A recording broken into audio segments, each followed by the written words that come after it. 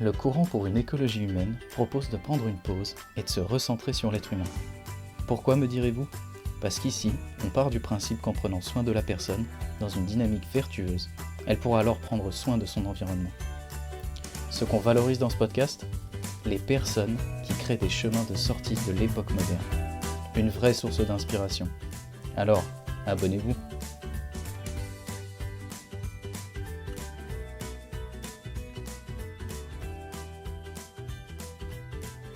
Bonjour Tanguy Martin, merci d'être avec nous. Pourriez-vous vous présenter pour les gens qui nous écoutent, s'il vous plaît ? Bonjour, je m'appelle Tanguy Martin, je milite dans une association qui s'appelle Ingénieurs sans frontières, groupe agriculture et souveraineté alimentaire. Alors, Tanguy Martin, comment est née cette idée ? La sécurité sociale de l'alimentation, c'est une idée qui s'est construite, je pense, entre 2010 et 2020, à travers des échanges entre diverses personnes, diverses organisations, notamment Ingénieurs sans frontières.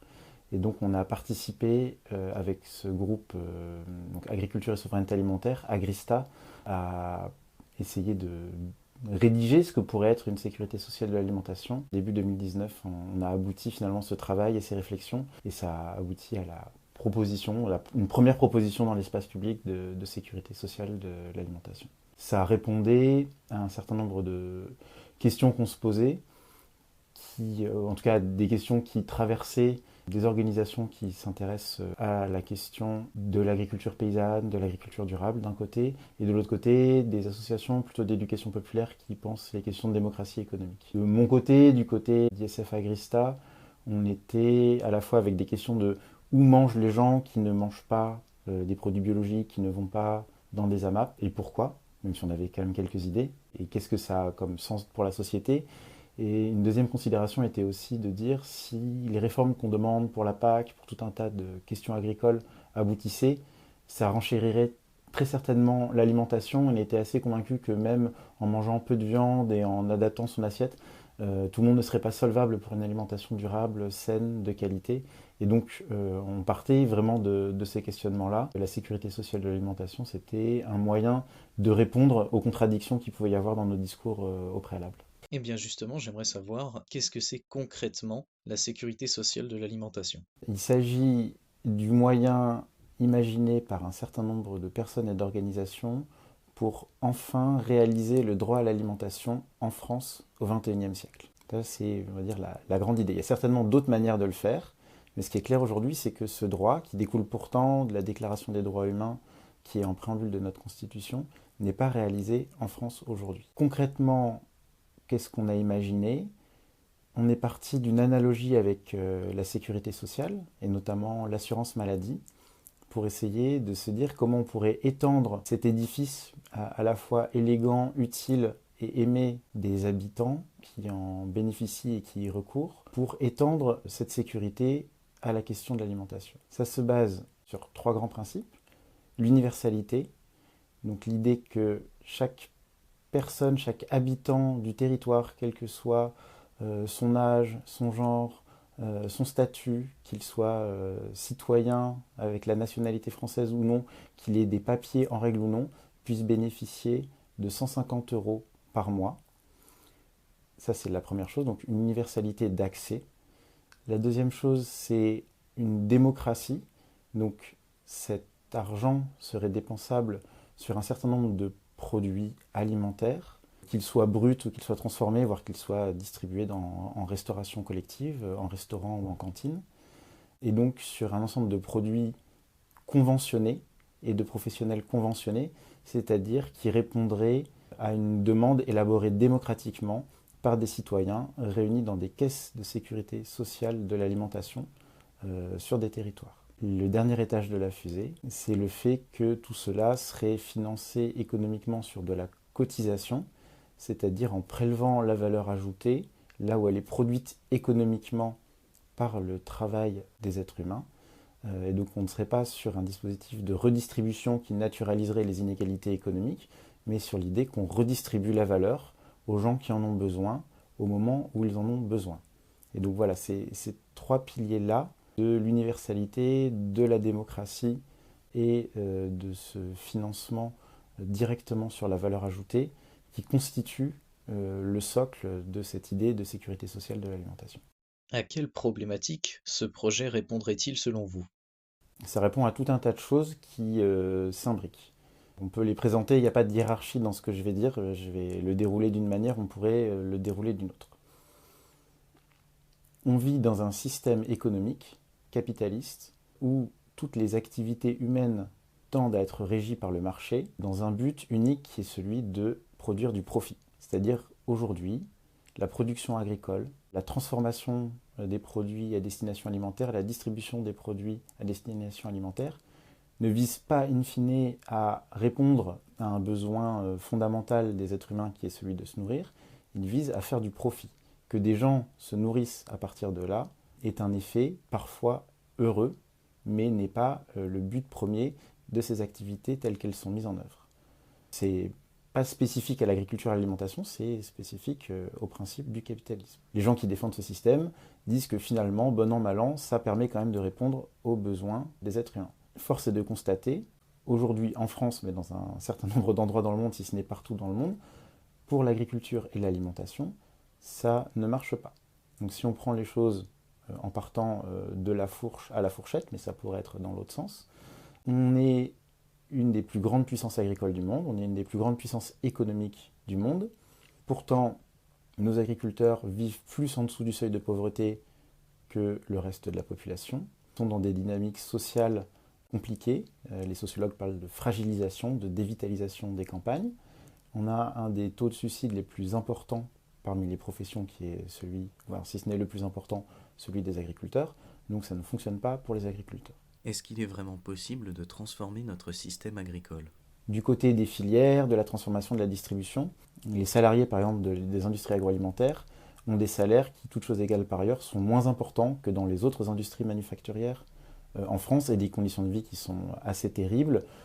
Par exemple, pendant le confinement, on a découvert les conditions de vie des premières de corvée, voilà, des caissières des supermarchés. Je dis caissières parce que c'est quand même très majoritairement des femmes qui sont soumis voilà, à des conditions de travail extrêmement difficiles et qu'on n'a pas forcément hésité à sacrifier à ce moment-là. Et si on va jusqu'au bout, aujourd'hui, on ne mange pas à sa faim en France. Il y a encore un sondage qui est sorti qui dit qu'une personne sur trois en France saute de temps en temps un repas pour des questions de difficulté d'accès à l'alimentation. C'est complètement insoutenable. On parle de gens qui travaillent, qui ne vivent même pas sous le seuil de pauvreté. On a des files des personnes qui recourent à l'alimentaire de plus en plus importantes, mais ça ne date pas du Covid, ça ne date pas de l'invasion de l'Ukraine par la Russie, ça vient de loin. Ces phénomènes ont été amplifiés par ces crises récentes, mais ça vient de très loin. Ça pose un problème majeur auquel il faut essayer de répondre. Il y a peut-être un deuxième constat qu'on peut faire qui est que aujourd'hui, il n'y a pas de démocratie économique, que ce soit au sein de l'entreprise ou au sein de l'économie en général. Et les gens qui travaillent, qui produisent, ont finalement peu de prise sur ce qu'ils font.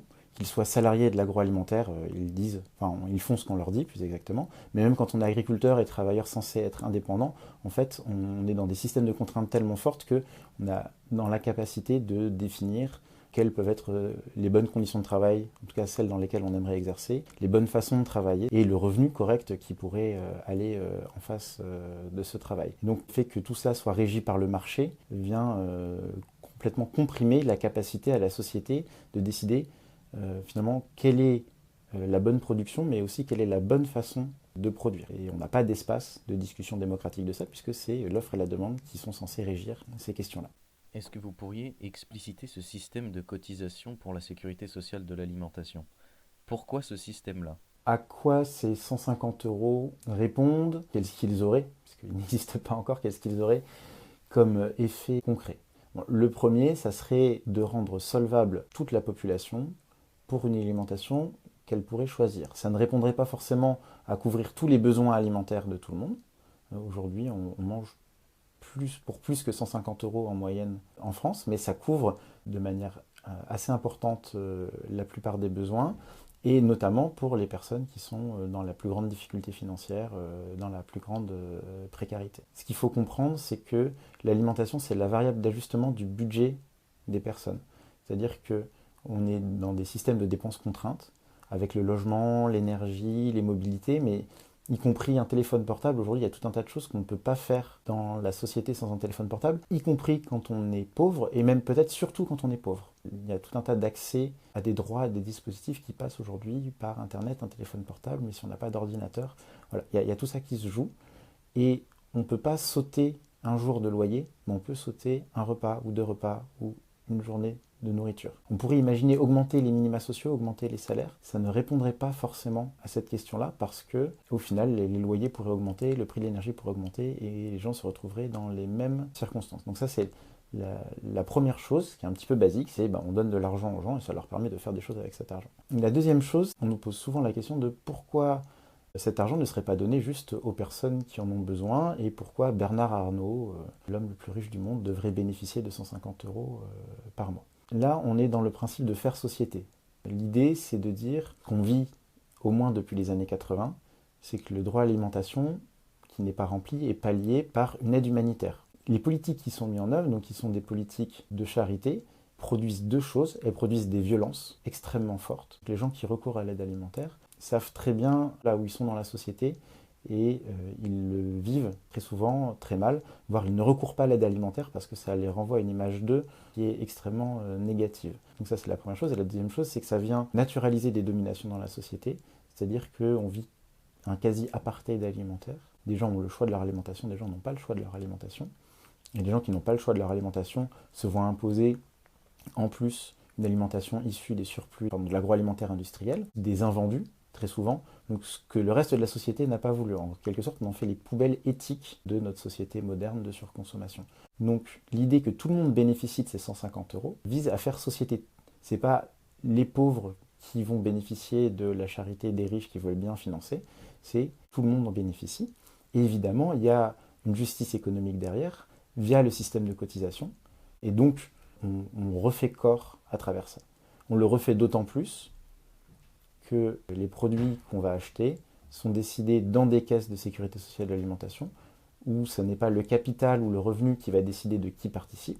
Et donc, il y a un aspect démocratique pour décider qu'est-ce que nous allons manger ensemble. Quelles sont les valeurs phares selon vous qui sous-tendent ce projet ? Ce qui est important de comprendre, c'est que les organisations paysannes, les organisations qui cherchent à développer une agriculture durable, une agriculture biologique, on peut mettre les mots qu'on veut, une agroécologie, sont focalisées depuis très longtemps sur produire des cadres techniques, agronomiques et des cadres, on va dire, institutionnels qui permettent de développer une agriculture vertueuse. Ça ne marche pas. On est face à un double problème. On est face à un imaginaire majoritaire chez un certain nombre d'agriculteurs et d'agricultrices qui est lié à l'idée de la modernisation agricole, qui est le récit qui a été construit à la fin de la Seconde Guerre mondiale et qui a permis la mécanisation, la chimisation de l'agriculture, pour peut-être des bonnes raisons à un moment, mais on peut débattre de ça, mais en tout cas qui aboutit à un état aujourd'hui d'une agriculture qui détruit les écosystèmes et qui ne nourrit personne, ou qui nourrit si peu de gens ou pas assez bien. La transformation de ce système par le petit bout de la lorgnette agricole ne fonctionne pas au-delà de la question des agriculteurs. Pourquoi ? Parce que l'agriculture, ça concerne de moins en moins de gens. Et les agriculteurs et les agricultrices, c'est 1,9% de la population française. Les gens qui travaillent la terre, plus généralement, c'est 2,5%. Donc plein de pans de la société qui ne sont plus reliés à la terre, qui ne sont plus reliés à la production agricole. Et donc, essayer d'embarquer un projet de société autour de cette question de l'agriculture, à moins de faire revivre totalement cet amour de la terre, ce qui pourrait être intéressant, mais ça, on n'arrive pas à faire ça. Par contre, tout un chacun mange. Ça, c'est quelque chose de très concret pour tout le monde. Et donc, une des idées, c'est de dire que la transformation de l'agriculture devra, entre autres, passer par la conviction des agriculteurs, mais aussi par le fait d'embarquer la société sur son alimentation et comment elle veut que cette alimentation soit produite. Concrètement, le fait de rendre toute la population solvable pour une agriculture de qualité va permettre déjà de définir qu'est-ce qu'est la qualité pour tout le monde, parce qu'on n'est pas tout à fait sûr de ça, même si quand on fait des sondages d'opinion, quand on fait des enquêtes sociologiques, on voit bien que les gens aspirent à une alimentation qui est plutôt locale, qui est généralement saine. Enfin, voilà. Tout un tas de choses qu'on défend aujourd'hui sont a priori défendues, mais ça serait démocratiquement dans les caisses de sécurité sociale de l'alimentation de le définir précisément. Mais ça rendrait tous ces gens solvables pour aller acheter des produits à des gens qui, aujourd'hui, peinent parfois à vendre leur production ou lorsqu'il y a un peu d'inflation comme maintenant, bah voilà, on voit les ventes de produits biologiques s'effondrent. Si on sortait ça du marché, ça permettrait de penser le fait qu'il y ait une demande solvable en tout temps pour ce type de production. Et donc ça permettrait de sécuriser les gens qui veulent aller vers cette production et d'orienter massivement la production vers ce type d'agriculture. Et il faudrait aussi penser, en parallèle d'une sécurité sociale de l'alimentation, des politiques agricoles de deux types. Des politiques de transition, qui fassent que les gens qui aujourd'hui ne répondent pas à la demande alimentaire des Français, mais qui voudraient y arriver, qui puissent techniquement et financièrement mener cette transition. Donc ça serait extrêmement important. Et la deuxième chose, ça serait d'avoir des institutions qui régulent l'accès à la terre, qui permettent d'orienter les terres vers les personnes qui répondent à cette demande sociale. Parce que si les terres sont accaparées par l'agro-industrie ou par des propriétaires qui ne sont pas intéressés par les productions qui répondraient à la sécurité sociale de l'alimentation, et bien en fait on n'aurait pas la capacité à produire localement. Donc c'est bien pour dire que ça n'est pas une solution en soi, ça s'insérait dans tout un tas de mesures qui permettraient de transformer la société, de la rendre plus démocratique, de la rendre plus juste. Est-ce que vous auriez des exemples justement d'organisations qui seraient déjà en place, qui iraient dans ce sens-là?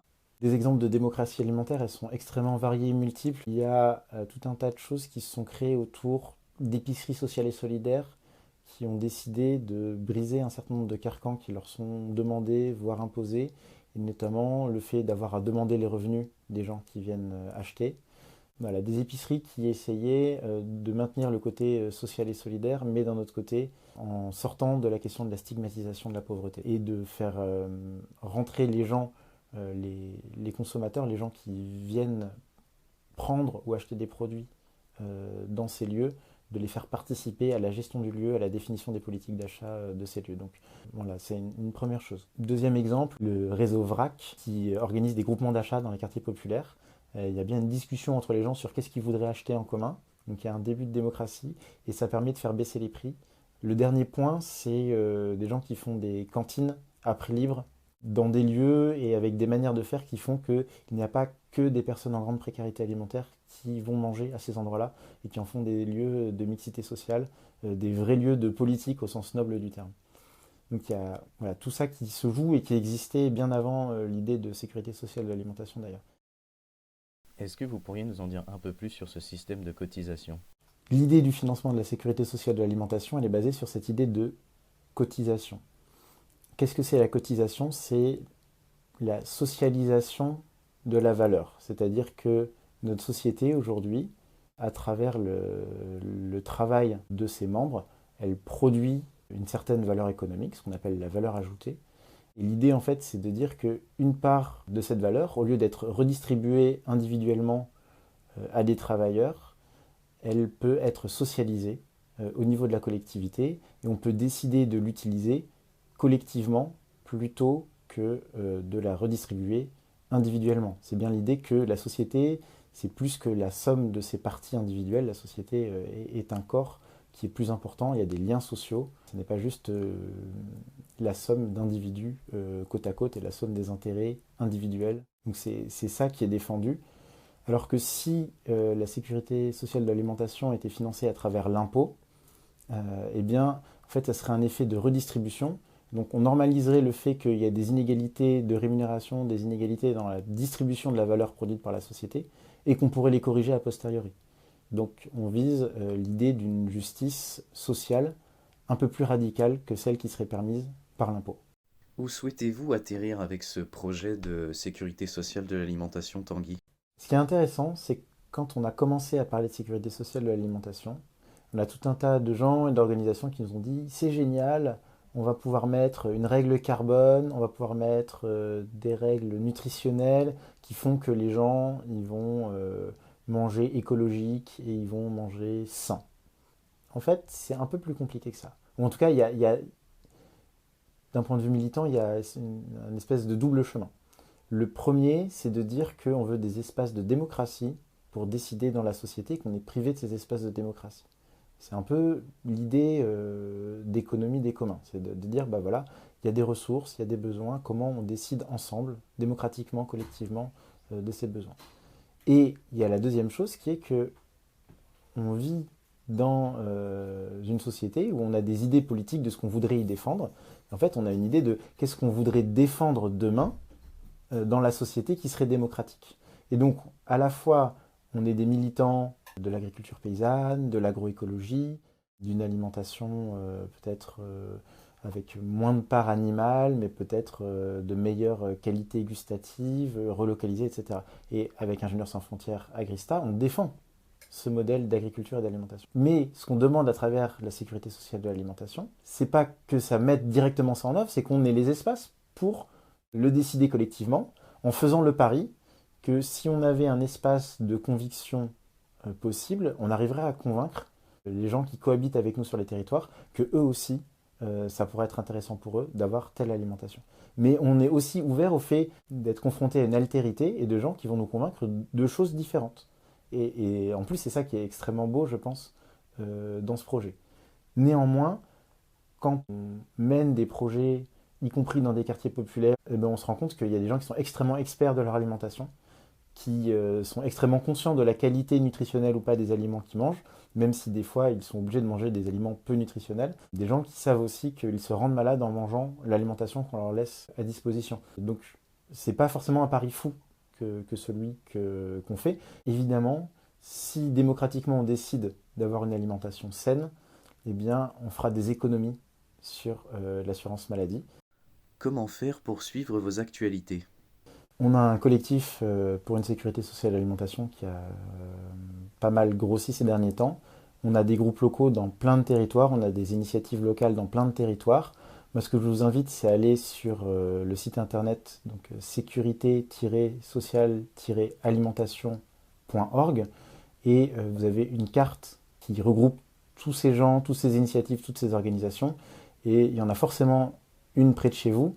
Et donc, vous avez plein de lieux pour vous investir, pour défendre une démocratie alimentaire, pour défendre un autre monde plus juste, plus joyeux et certainement plus écologique. Merci beaucoup d'avoir été avec nous, Tanguy Martin. Merci d'avoir écouté cet épisode. À très bientôt pour un nouveau podcast inspirant. Pour suivre nos actus, nous contacter ou vous abonner à notre newsletter mensuelle, c'est sur www.ecologihumaine.eu. À bientôt!